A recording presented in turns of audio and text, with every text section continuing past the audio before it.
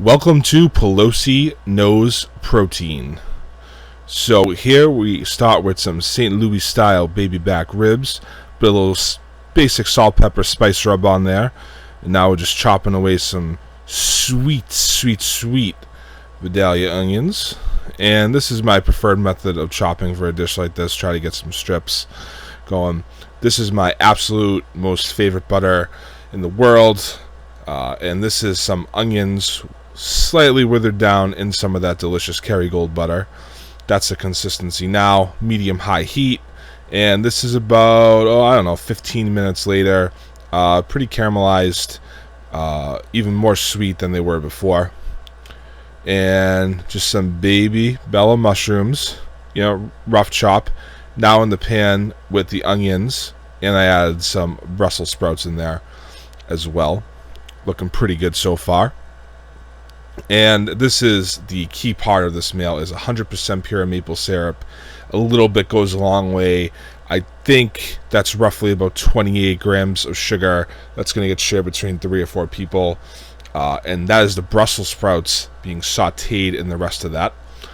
Here are the ribs after 3 hours in the oven, looking pretty good. Nice and crusty and crispy on the outside.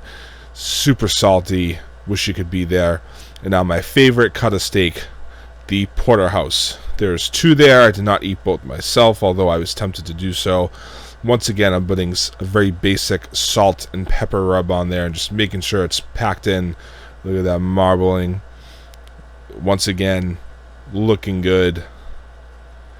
Picking it up, playing with my meat, playing with my food.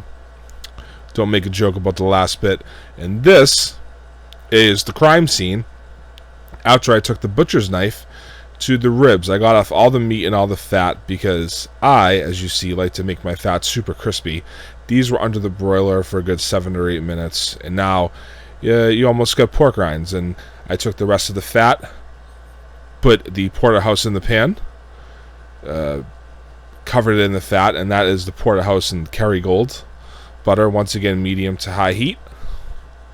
And you see it's cooking, the pan's whispering, it's sizzling, popping. I like to use the word whispering, that's the way I describe it to people. That's about 4.5 minutes on one side, nice and brown. And then 2-3 minutes on the other side. And this is the finished double Porterhouse. And this is the Brussels sprouts, the onions, the mushrooms, and the bones. Please subscribe.